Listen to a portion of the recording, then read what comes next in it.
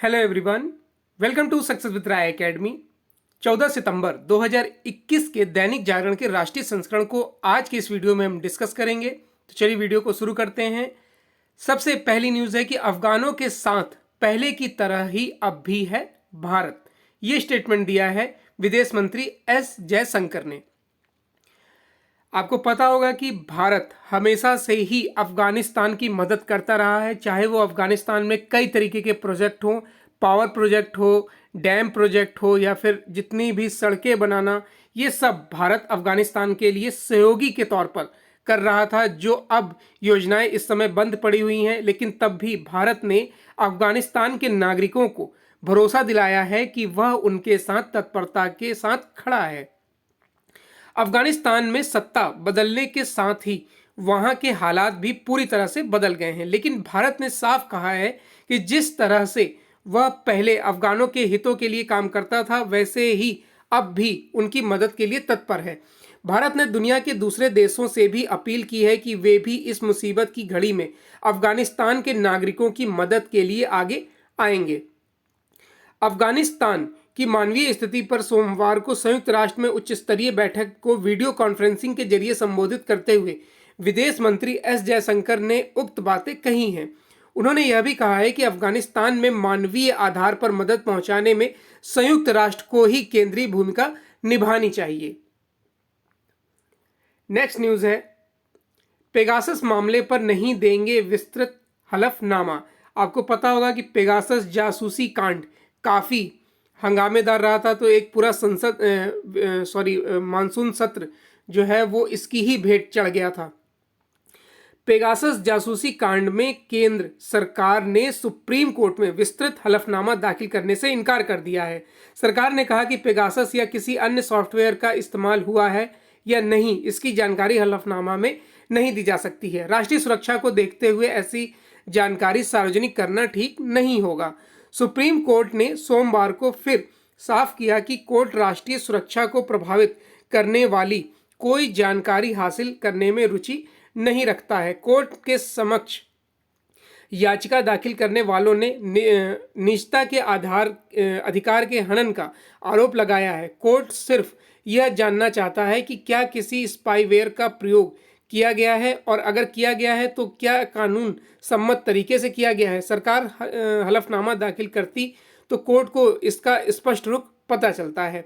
प्रधान न्यायाधीश एनवी रमन्ना की अध्यक्षता वाली 3 सदस्यीय पीठ ने सॉलिसिटर जनरल तुषार मेहता से कहा कि वह फैसला सुरक्षित रख रही है। 2-3 दिन में कोर्ट अंतरिम आदेश पारित करेगा। वरिष्ठ पत्रकार एन राम और एडिटर्स गिल्ड की याचिकाओं सहित 8-9 याचिकाएं सुप्रीम कोर्ट के सामने लंबित हैं।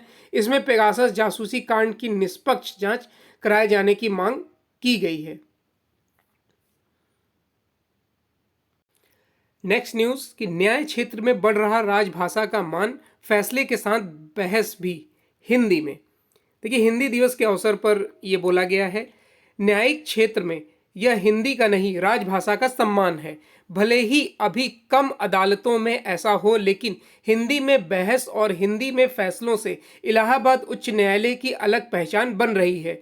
कुछ महत्वपूर्ण फैसलों का हिंदी में दिया जाना लोगों को प्रफुल्लित करने वाला है। उच्च न्यायालय में ऐसे अधिवक्ताओं की संख्या भी बढ़ रही है जो हिंदी में बहस करते हैं। 17 मार्च 1866 से न्याय दिला रहे ऐतिहासिक इलाहाबाद उच्च न्यायालय में राजभाषा में निर्णय देने की शुरुआत न्यायमूर्ति प्रेम शंकर गुप्त ने की थी। अपने 15 वर्ष के कार्यकाल में उन्होंने 4000 से अधिक निर्णय हिंदी में दिए। उनके निधन के बाद कुछ अन्य न्यायमूर्तियों ने भी इसे आगे बढ़ाया। न्यायमूर्ति सौरभ श्याम समरोही हिंदी के प्रति अपने लगाव को दर्शाते हुए महत्वपूर्ण निर्णय राजभाषा में देते हैं। उन्होंने फर्जी बीएड डिग्री वाले अध्यापकों की बर्खास्तगी को सही करार देने सहित कई फैसले हिंदी में दिए हैं। न्यायमूर्ति गौतम चौधरी प्रतिदिन कार्य की शुरुआत हिंदी से करते हैं। सुबह 45 मिनट हिंदी में निर्णय देते हैं। अब वह अभी तक लगभग 2200 निर्णय हिंदी में दे चुके हैं। तो यहाँ पर हिंदी को बढ़ावा देने की बात हो रही है। जो भले ही पाश्चात्य संस्कृति को अपनाया जाए, कार्यालयों में यानी कि जो प्राइवेट सेक्टर है उसमें इंग्लिश का, अंग्रेजी का ज़्यादा प्रयोग होता है, लेकिन सच ये है कि मातृभाषा ही सबसे उच्च भाषा होती है। आम भाषा जो है वो हिंदी है। अगर आप आम लोगों से ही अपनी भाषा में बात ना कर पाएँ, उन्हें अपनी चीज़ें ना बता पाएँ, तो वैसी इंग्लिश का कोई लाभ नहीं है। नेक्स्ट न्यूज़, जलवायु परिवर्तन एक बड़ी चुनौती, भारत निपटने को प्रतिबद्ध, ये बोला है भूपेंद्र यादव ने। केंद्रीय पर्यावरण मंत्री भूपेंद्र यादव ने सोमवार को कहा कि जलवायु परिवर्तन सबसे बड़ी वैश्विक चुनौती है और भारत इससे निपटने के लिए प्रतिबद्ध है।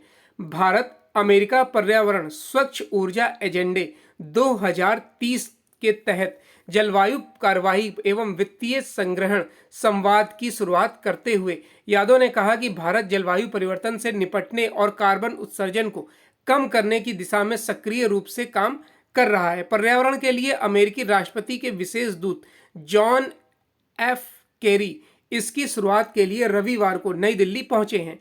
पर्यावरण मंत्री भूपेंद्र यादव ने कहा है कि भारत और अमेरिका के बीच साझेदारी से पर्यावरण का नुकसान रोकने की दिशा में प्रयासों को मजबूती मिलेगी। उन्होंने कहा कि एजेंडा 2030 भागीदारी के तहत आज से शुरू हुआ यह संवाद दोनों देशों के वित्त पोषण पहलुओं को रेखांकित करते हुए जलवायु परिवर्तन पर सहयोग बढ़ाने का अवसर देगा। मंत्री ने कहा कि भारत पहले से ही वैश्विक स्वच्छ ऊर्जा क्षेत्र में निवेश के लिए एक आकर्षक ठिकाना है। आगे उन्होंने बताया कि जलवायु परिवर्तन से निपटने के लिए तत्काल कदम उठाने का आह्वान करते हुए जॉन केरी ने कहा कि अधिक विनाशकारी परिणामों से बचने के लिए जल्द कार्रवाई करने की जरूरत है। उन्होंने कहा कि बाढ़, जंगल की आग, रिकॉर्ड तोड़ बारिश हर जगह हो रही है। तापमान गर्म होने के संबंध में 1.5 डिग्री यानी 1.5 डिग्री की सीमा को बनाए रखने और अधिक विनाशकारी परिणामों से बचने के लिए हमें अभी और काम करना चाहिए। केरी ने यह भी कहा कि ऊर्जा के बदलते क्षेत्र में निवेश करने का यह एक अच्छा समय है। नेक्स्ट न्यूज़ है कि रूस में आतंक विरोधी अभ्यास में भारत के अलावा पाक और चीन भी होंगे शामिल। इस्लामाबाद एवं बीजिंग के साथ जारी तनाव के बावजूद भारतीय सैन्य दस्ता रूस में आतंकवाद विरोधी अभ्यास में भाग लेगा। यह अभ्यास संघाई सहयोग संगठन शांति मिशन के तहत आयोजित किया जा रहा है। भारतीय सेना, वायुसेना व नौसेना के करीब 200 जवान रूस के ओरेनबर्ग में एससीओ शांति मिशन आतंकवाद विरोधी अभ्यास में भाग लेने के लिए पहुंच गए हैं। रक्षा अधिकारियों ने बताया कि चीन और पाकिस्तान भी इसमें भाग लेने जा रहे हैं। इसी सप्ताह शुरू होने वाला अभ्यास 26 सितंबर तक चलेगा। भारत पिछले वर्ष भी इन अभ्यासों में शामिल होने वाला था, लेकिन चीन के साथ तनाव के कारण बहुस्तरीय अभ्यास से पीछे हट गया है। चीन की पीपुल्स लिबरेशन आर्मी द्वारा वास्तविक नियंत्रण रेखा में फेरबदल के एक तरफा प्रयास में आक्रामक रुख दिखाने के कारण तनाव पैदा हो गया था। भारतीय सैनिक वर्तमान में जापैड 21 अभ्यास में भाग लेने के लिए रूस में मौजूद हैं। चीन और पाकिस्तान की सेनाएं इसमें प्रेक्षक की हैसियत से मौजूद हैं। नेक्स्ट न्यूज़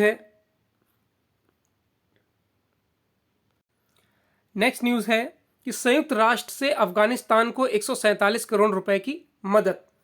संयुक्त राष्ट्र महासचिव एंटोनियो गुतरेस ने अफगानिस्तान में मानवीय मदद के लिए $2 करोड़ यानी लगभग 147 करोड़ रुपए के आवंटन की घोषणा की है। उन्होंने कहा है कि युद्धग्रस्त देश शासन करने वाले तालिबान ने आम लोगों तक मदद पहुंचाने में पूरा सहयोग करने का वादा किया है। अफगानिस्तान पर आयोजित मानवीय सम्मेलन में गुतरेस ने कहा कि अफगानिस्तान के लोगों को जीवन रेखा की जरूरत है। दशकों की लड़ाई, परेशानी और असुरक्षा का सामना करने वाले अफगान इस समय शायद सबसे बड़े संकट का सामना कर रहे हैं। यह समय है कि अंतर्राष्ट्रीय समुदाय उनके साथ खड़ा हो। सम्मेलन में उन्होंने संयुक्त राष्ट्र के सेंट्रल इमरजेंसी रिस्पांस फंड से अफगानिस्तान के लिए 147 करोड़ रुपए आवंटित करने की जानकारी दी है। विश्व समुदाय से अफगानिस्तान के लिए $60 करोड़ करीब 4500 करोड़ रुपए की सहायता मुहैया कराने की अपील करते हुए गुतरेस ने कहा कि समय बहुत कम है और हालात तेजी से बदल रहे हैं। अफगानों की जिंदगी बचाने के लिए तत्काल मदद करने की जरूरत है। उन्होंने दानदाताओं से आगे आने की अपील की है। गुतरेस ने कहा कि मानवीय सहायता बंद होने की सूरत में वहां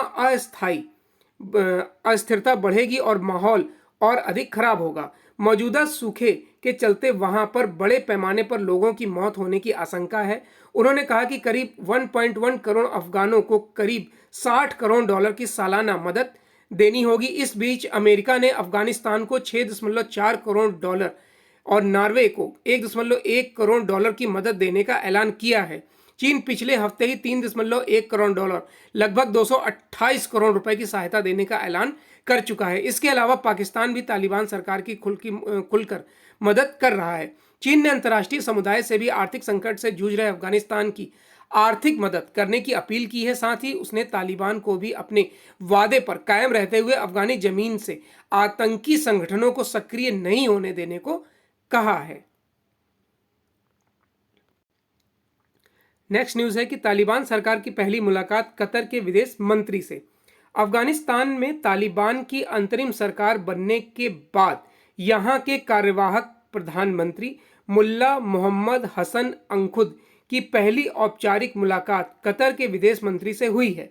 कतर के विदेश मंत्री शेख मोहम्मद बिन अब्दुल रहमान अल थानी ने अंखुद के साथ ही कैबिनेट के अन्य मंत्रियों से भी मुलाकात की है। अफगानिस्तान के राष्ट्रपति पैलेस में पूर्व सरकार के राष्ट्रपति अशरफ गनी की कुर्सी पर बैठकर अंखुद ने पहली बार किसी विदेशी नेता से बात की है। अंखुद ने मानवीय सहायता देने के लिए कतर का आभार जताया है। कतर के विदेश मंत्री ने उम्मीद जताई है कि भविष्य में भी तालिबान सरकार के कतर से संबंध मजबूती के साथ आगे बढ़ेंगे। वार्ता में अंतर्राष्ट्रीय सहायता को लेकर भी विचार विमर्श किया गया। दोनों नेताओं के बीच द्विपक्षीय संबंधों के साथ ही अफगानिस्तान के आर्थिक विकास और अंतर्राष्ट्रीय संबंधों पर भी चर्चा हुई है। कतर के विदेश मंत्री अल थानी रविवार को काबुल पहुंचे हैं। नेक्स्ट पेज है बिजनेस पेज। बिजनेस पेज में पहली न्यूज है कि एनसीएलटी में गई समाधान योजना न बदलेगी न वापस होगी। ये स्टेटमेंट दिया है सुप्रीम कोर्ट ने। सुप्रीम कोर्ट ने स्पष्ट किया है कि दिवालिया प्रक्रिया से गुजर रही कंपनियों के कर्जदाताओं की समिति यानी सीओसी द्वारा अनुमोदित समाधान योजना एक बार नेशनल कंपनी लॉ ट्रिब्यूनल में चली गई है, फिर उसमें बदलाव या उसे वापस लिया जाना संभव नहीं है। कोर्ट के अनुसार अगर ऐसी इजाजत दे दी गई तो सौदेबाजी की नई प्रक्रिया शुरू हो जाएगी जिस पर कोई कानूनी नियंत्रण नहीं रहेगा। सुप्रीम कोर्ट ने कहा है कि एनसीएलटी में पेश समाधान योजना इंसॉल्वेंसी एंड बैंक्रप्सी कोड और कॉरपोरेट इंसॉल्वेंसी रिजोल्यूशन प्रोसीडिंग्स के प्राविधानों के अनुसार सीओसी और सफल समाधान आवेदक के बीच बाध्यकारी करार है।